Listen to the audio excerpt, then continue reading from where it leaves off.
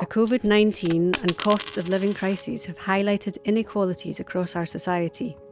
They have shown that our economy isn't working. But for women, our economy has never really worked. How money is raised and how money is spent impacts differently on men and women. This is because the gender norms, stereotypes and expectations that impact on men and women are often unseen. Budgets at a national and local level can embed and entrench these inequalities, or can fail to address the systemic issues caused by these norms, stereotypes and expectations. Gender budgeting asks the question about who benefits and who doesn't in relation to how money is raised and how money is spent. From cradle to grave, gender inequality in Scotland is still a major issue and impacts on women's life chances. Women are more likely to be living in poverty at all points of their life. This is due to women spending more of their time doing unpaid care work. As a result, women have less time for paid work and are more likely to work part-time or be in precarious employment.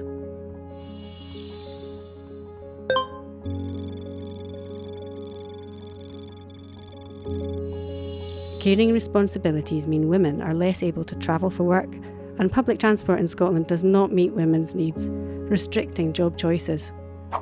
Stereotypes about what men and women are good at impacts on the choices made about paid work.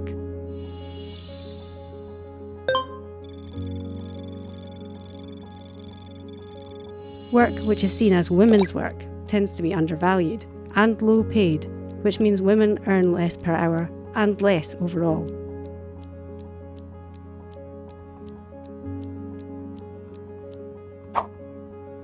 This means women own less and are unable to save as much as men.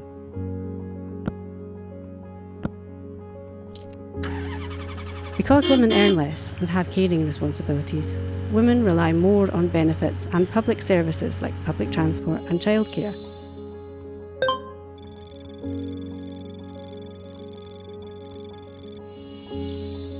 Women are hardest hit by cuts to benefits and public services. Black, Asian, minority ethnic and disabled women are hit hardest of all.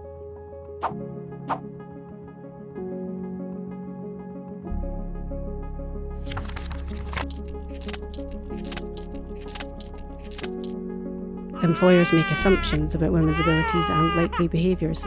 Some women face discrimination in the workplace. Women's careers progress at a slower rate than men's because they spend more time caring. This is reflected in the gender pay gap.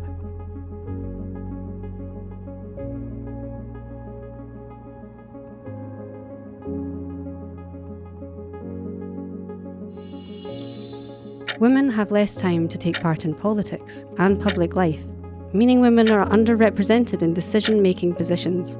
The majority of MPs, MSPs, councillors and other decision-makers in Scotland are men. As a result, policies and laws are more likely to be based on men's needs. Inequalities based on gender intersect with other forms of inequality based on race, disability, class, age, sexuality and gender identity. This means that inequality takes different forms and can be more severe for some women than others. In Scotland, women living in remote rural areas can face additional barriers.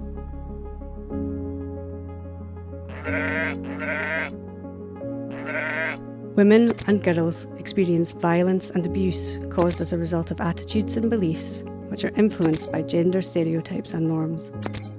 This is a cause and consequence of economic inequality and poverty. Poverty makes it harder for women to leave an abusive partner. At the same time, violence against women and girls can affect women's ability to work or study, and thus their economic well-being. These inequalities are often unseen or unconsidered by people who make decisions at local and national level. Gender budgeting is an approach that can help us question and challenge some of the unseen biases within our systems, and help to ensure how we raise and spend money is equitable.